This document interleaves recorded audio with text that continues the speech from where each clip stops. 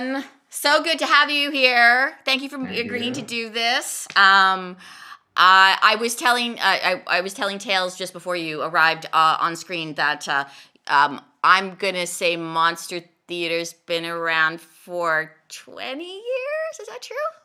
Let's see. I mean, we've been around longer than that, but our first Vancouver Fringe was 2002.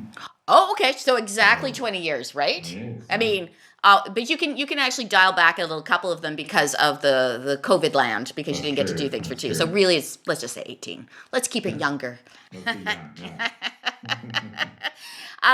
So would you mind, this is how I'd like to start, if you don't mind, is like just talking about yourself. Are you a Vancouverite? I don't really know. And also where Monster Theater came out of. Sure, yeah. I'm from Calgary originally, and I lived in Toronto for a while, but I've been in Vancouver since 2006. Okay, all right. So it was one of those things. My partner and I, we got together, but we were living in different cities. Oh dear. Fringe love. We fell in love on the Fringe. Oh my God, really? Yeah, totally. And she was living in Vancouver and I was living in Toronto. And so she came to Toronto for a year to see what it was like. And then Yeah. we're like, well, let's go to Vancouver for a year and see what it's like. And that was 2006. My gosh, that's a very egalitarian way of choosing like where you're going to spend your life Yeah, together. no doubt, right? Yeah. Well, I mean, we were me especially, it was very, what do you say, like rootless in those days. Yeah, like all I was doing was writing shows and touring. Oh gosh, right. So I say I lived in Toronto, but I would rarely spend more than 6 or 7 months there. Right. So so you're kind of nomadic anyway. So Totally. Yeah. So personally, then, when did you start fringing? Was it with Monster Theater, or did you do it before and then? Yeah. Yeah. No, Monster Theater. Like I in 2000. Yeah. I filled out a Fringe application form for the Edmonton Fringe, and it said, company name, and I wrote down Monster Theater. So that was the very much Monster was born on the Fringe, and is very at home on the Fringe. I mean, I don't know that there's a company that's done more than Monster Theater. I don't know either. How many shows have you done? I mean, have you done one a year, or were you involved in multiple shows at different times? And often, 2 or 3 a year. Wow. But a few we brought back a couple times, and I don't know. I mean, I could probably go back and count. My whole life really is or the last 22 years, I know what I was doing because I know what show I was doing that summer. I'm like, yeah. Oh yeah, we were touring Shakespeare show that summer, so I had a mustache, and or I was touring with this person or that person. Or, right. Yeah, for sure.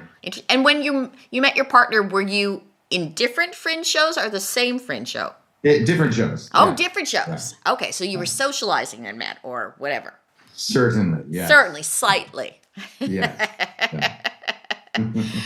Well, this is really always interesting to me, just because I know so many people have different.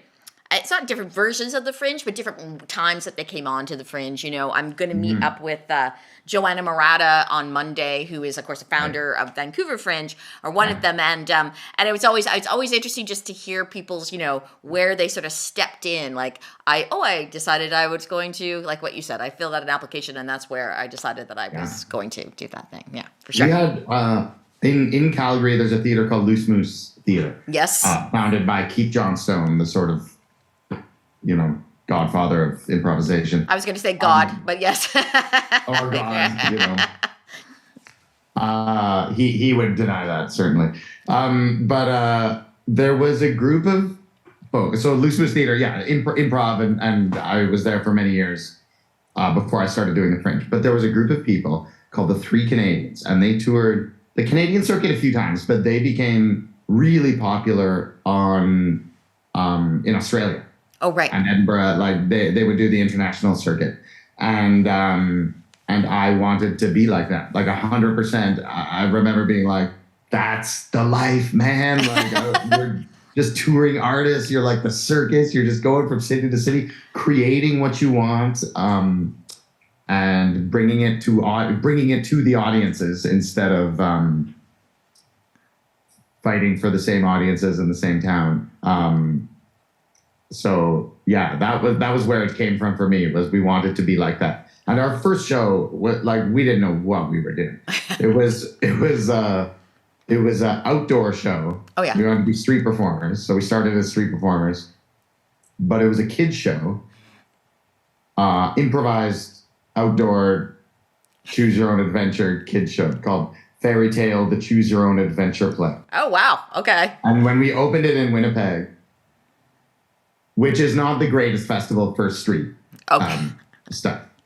You know, like this, just the setup isn't great. But we didn't know what we were doing, and I remember just in the baking heat doing shows for 8 kids, and we're getting like a $10 hat and buying our chickpea curry for our food that day, kind of thing. You know, we had a friend was like, "Oh, you're going on the Fringe tour? You should take my VW van." Oh. Like, okay. Okay. So, you know what I mean? Like, yeah. And 3 women, one of whom also created a later show with me, Jesus Christ, the Lost Years. We wrote that one together in 2006. And yeah, we just had the best time. And then when we arrived in Saskatoon, I mean, like, I could tell Fringe stories forever. You know? Yeah. No, I liked it. Yeah. Go ahead. When we arrived in Saskatoon, we... it was more like on the street, and each street corner was a pitch. And at the beginning of the day, all the street performers got together and they drew names out of a hat, or they drew times out of a hat. Wow. So you would get, you know, pitch A or pitch B at 8 o'clock or whatever, right? And if you couldn't hold your audience, you were out for the festival. Like, right? This was like Wow. the code amongst the street performers. And so we were like, well, shit, can I swear? Am I allowed to swear? You're totally allowed to swear. I okay, shall yeah. if I get the impulse.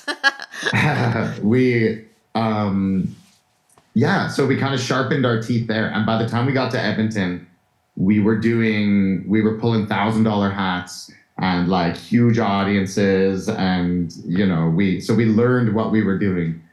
But the difference between and then the next year we were like, why are we doing street theater? We'll apply to be indoor performers. So that was our second show, the Canada show, which is maybe our biggest hit. Like, we've toured it, I mean, for 20 years. Yeah. And many other companies have produced their own versions of it and whatnot. But that one started as a street show as well. Really? And so it's got that sort of structure into it, where it's like you're gathering the audience, and then you're promising the trick at the end, and then you do the ask for the hat, and you know, and then you do your trick, and it's so. But we also did it indoors, and we, yeah. Wow. Yeah. And do you think I mean, I'm not to say you never, but do you think that your changeover from doing more street performance, which honestly sounds a little cutthroat, to actually going into, you know, like going into a theater, you know, what was it just that you felt, I've done that and I want to do something, like I want to move it into a more, like, you know, traditional or structure? A little bit. I mean, like, we were all theater people. Like, we all had BFAs, and you know, like, we weren't. Yes. We were new to the world of street performing. It's not like we were really street performers. But I think, I don't know. I mean, I'll tell you what, it's hard. It's a hard life doing street theater. Do you know what I mean? Like, yeah. Every show you're hustling. And I think that, as much as anything,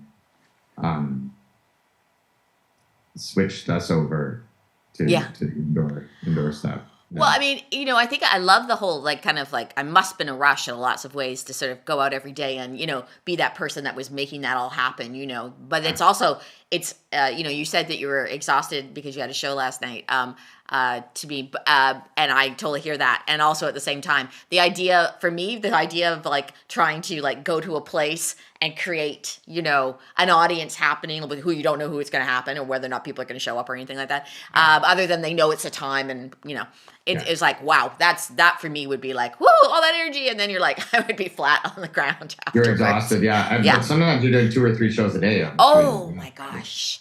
Oh, youth. Oh, youth. Yeah.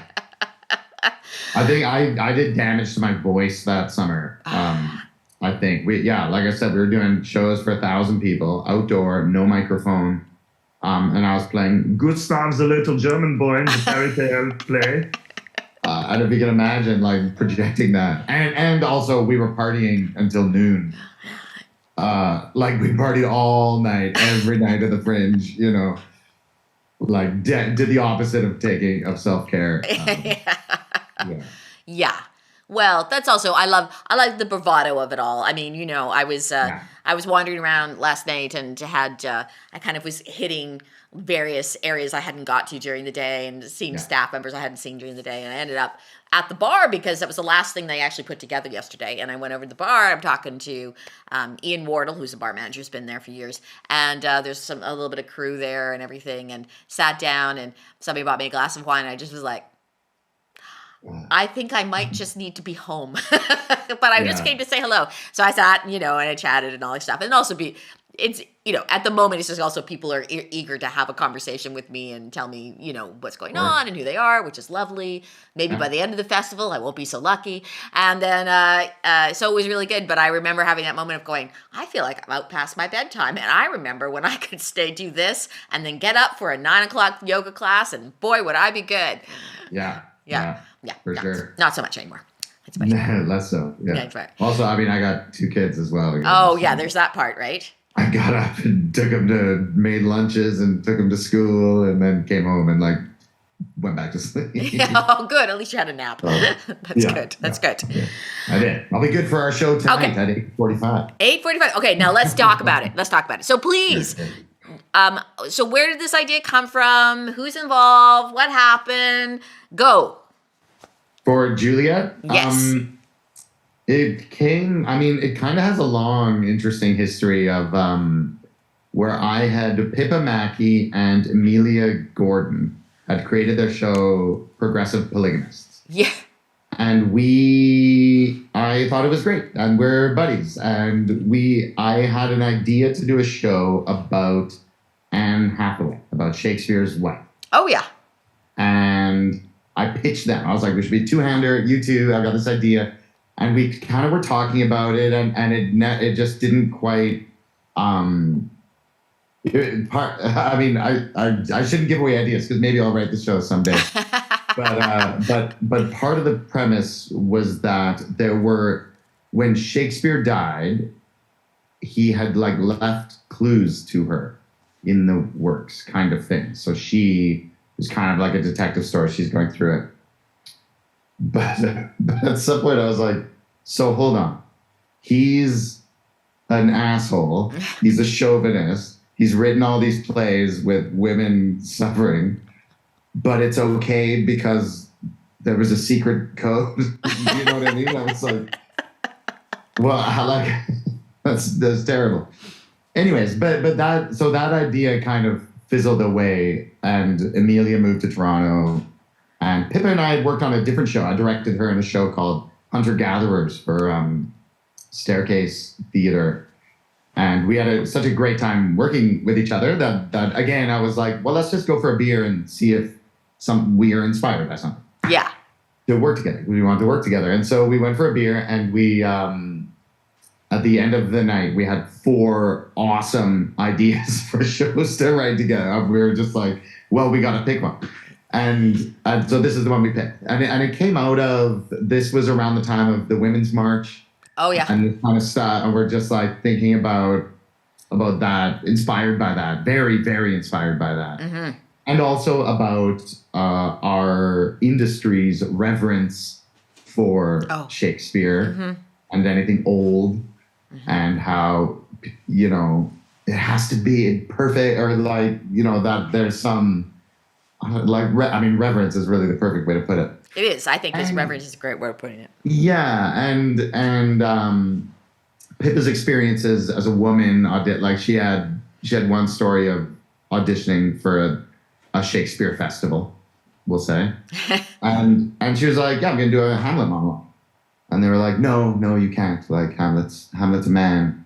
I was just like, "Fuck. Well, what? Like, what? We don't have to do it the same as they did it 400 years ago. Like, who cares? He copied the stories from older people. Like, yeah." Anyway, so it kind of came out of that, but the real specific inspiration came out of an audition that Pippa did for Titus, or I can't remember the whole title of it, but it was like a Buffon. Oh, I know which one you're talking about. I saw it. Yeah. For sure. Yeah, but the title is like the Society of Destitute. Like, so it's got it's a very long. Yes. But it was great, and she was in it. She was so funny. Yeah. And but at her audition, she did. Juliet wakes up and Romeo's dead, and she kind of is like, I don't know if I want to die. And she like kicks the body, and she's like, she kind of plays with him a little bit or whatever. And I was just like, oh my God, that's a brilliant idea. We should write that. And so really that's where it came from. And then, so we worked on it for a long time. And our idea was this. We were like, where we were in our careers, we were like, let's write a giant show. Let's write a 10-hander that like only Stratford could do, kind of thing. Right? And so we're conceiving this, right? And it's like all these, I mean, I don't want to say too much, I guess, but in the play, she goes and meets other women from other Shakespeare plays. And we're like, that's very neutrally put. In this production, we go to Scotland. And it's like the whole set changes, and that production is in a certain style, and Hamlet's a Western, and you know what I mean? Like, it was like this whole world was so huge. And so we're about halfway through writing this, and we got some grants, and things are going good. And that summer, Pippa came and watched our remount production of Jesus Christ Colossus, two-hander, where the two women, and they play all the characters. They both play Jesus, and then the other one, they play, 40 characters each. Yeah. Physical theater, like Monster Theater has become known for. Yeah. And she was like, well, why don't we write like a little version of our play? Like that, like a solo show or a two-hander or something like that. And then we'll write the big one. So that's what we did. So we pivoted and we wrote this solo show that turned into a two-hander, that turned into a three-hander. And then we opened it in 2019, and it was very successful. And we were like, we're just about to take off. And of course, did something happen in 2000 after that? Yeah. Did something happen? Exactly, right? Exactly, and so now we're trying to get it moving again, and we've had a great summer. We've been to Toronto, Winnipeg, and Edmonton. And in the spring, we did like a week in Nanaimo. We did a week at the Evergreen, and great, in Whitlam, and we still haven't finished the big version. But someday we will. We just got. I mean, this one had more success, I think, than we thought it would, and so it's hard to get that motivation to finish the other thing. Well, you sort of have outlined it as that, however people went into pandemic land and then what happened, like sort of creatively or otherwise. But I know especially for people who had families and everything like that, it's so much more intense about what was going on in your home, right? Because there's no release. You're all together, right? And you're also teachers, you're also other things that are going on as well. I always say, I think that's really interesting. It's like, did you, I mean, just as an aside, and did you find like the being sort of more at home and contained and in COVID, did you find that creatively you were doing different things, or did you feel creative at all during that period of time, or? Somewhat, yes. We were still creative. We wrote Carly Pocarati, who's the other actor in Juliet, and I wrote a new kids show that premiered at the Children's Festival this year called Cool. Crisis on Planet Z, about like a species of aliens who use up their planet's resources. And then they move on to the next planet. And then they arrive at Planet Z and there's no more planets. So we made that. Like at the beginning of the pandemic, we were doing some online stuff. We also produced this festival called Theater Under the Gun, which we did in collaboration with the Fringe. Oh, yeah. We should talk about this, actually. Oh, please, yeah. I was thinking about that, too. I had that whole moment. I was like, oh, yeah, Theater Under the Gun. I did Theater Under the Gun in the day, much. Yeah, well, we've been producing it for years, but we've been doing it with the Fringe, and it's been great because it's a perfect fit, really. It was me and David figured it out together, But we did a version online at the very beginning of the pandemic. Oh, and wow. So all these people were able to be creative and submitted their stuff. And it was so cool. It was really cool. But before that first year was over, I shifted again and was like, you know what? We're going to go back to live theater at some point. I was like, let's work on plays. Let's do what we do. But I'm also the kind of artist that like I've got, let me see, 5, maybe 6 different writing projects going on at any given time. Do you know what I mean? So No, but I'm listening to you tell me that. Yeah. Well, a few years ago, I've got projects of my own, but mostly I try to collaborate with people. Right. So I'm always just reaching out to people, being like, hey, I've got an idea. Want to work on it with me?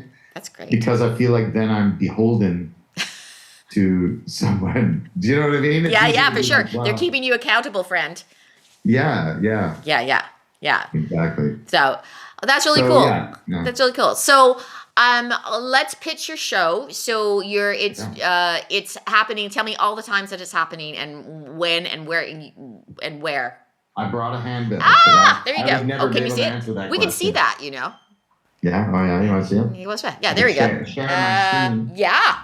So tonight at 8:45 at the waterfront. Yeah, that's right, at the waterfront. Yeah. And then Sunday at 7. Yeah. Monday at 4:45. Saturday the 17th at 6:20. And Sunday the 18th at 2:45 p.m.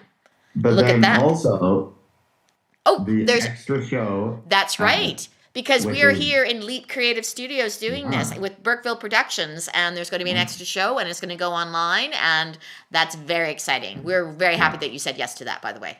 Yeah, it'll be interesting. Yeah. So those are all of our shows. We're at the Waterfront Theater, which is such a great theater. Very happy to be there, and it's so I'll do the show pitch. Okay, do it. For people who don't know, I'm talking as if everyone's seen the show already. Yeah, but, and that's okay. That we were kind of talking around the show rather than talking about the show. So go ahead. But the premise is, that what if Juliet doesn't kill herself? So it sort of opens with like a fast speed version of Romeo and Juliet, and it gets to the end and she stabs herself, and then it goes back to the beginning. And goes to the end again, and she stabs herself. It's like the eternal recurrence of it, right? She's stuck in this loop. And again and again and again and again and again. And eventually she's just like, stops and is like, I just met this guy 2 days ago. Right? And once she breaks free from that eternal recurrence, she's like loose in the play for a little while, and the play goes on, but she's aware, and she finds out that Romeo is in love with someone else, and and then eventually she breaks free from the play entirely and goes on a wild adventure to get her revenge on the force that has been forcing her to die. Dun, dun, dun. Dun, dun, dun, yeah. Revenge comedy, it's called. Juliet, a revenge comedy. Well, it's on my list to go see. So, in between all the other things that are happening, but I think that's a terrific pitch and a really great way to end this lovely conversation, and to say thank you so much again, Ryan, for being here and doing this. Is there anything else that you would like to say about anything? It doesn't have to be about your show, but just, I don't know. How you feeling? What's going on, dude? I don't know. I mean, like I said before, like I could tell Fringe stories forever. Vancouver Fringe stories too, you know, like, so we're the company that, I don't know if you heard this one. Ian McKellen came to our show once. I heard that. Did you hear this story? Yeah. So it was the Canada show. It was our first year, and David called. No, it wasn't David. Whoever, I can remember who was the predecessor, but Yes. calls and is like, "Sir Ian McKellen would like to see your show tonight. Is it okay if we give him a comp?" And You said we're no. like, this is, No. yeah, of course. We're like, yes. And then they call later and they're like, oh, the media's coming. They want to take pictures of you with it. We're like, oh my God, that's amazing. Like, and so we're backstage, we're waiting. And it's 5 minutes to show, 2 minutes to show, showtime. We're holding. Okay, I guess he didn't come. So we go do the show. Tra la la. We're like, oh, that's a bummer. We come out after. We're chatting with the front of house people. They're like, oh no, he came. But there's a no latecomer policy. So we turned him away. And what? And in the paper, in the Vancouver Sun, there's an article. Like, I prefer that this happened instead of him actually coming. The article was like a picture of Gandalf, and it said, "Curtain won't wait, even for a wizard." And, you know, that's definitely a favorite Vancouver Fringe. Well, this is what I think everybody should do, is that everybody should find you, take you to the bar, buy you a drink, and let them say a few more of these. That's really great. That's a terrific story. For That's sure. a really terrific story. Okay. Thank you so much, Ryan. Okay, thanks, Corey. Yeah. Have a really good rest of your day. And I might be tonight that I'll go see it, actually. I'm around. Good. There you go. Yeah, Okay. I'll be there. Okay. Bye. Okay, bye.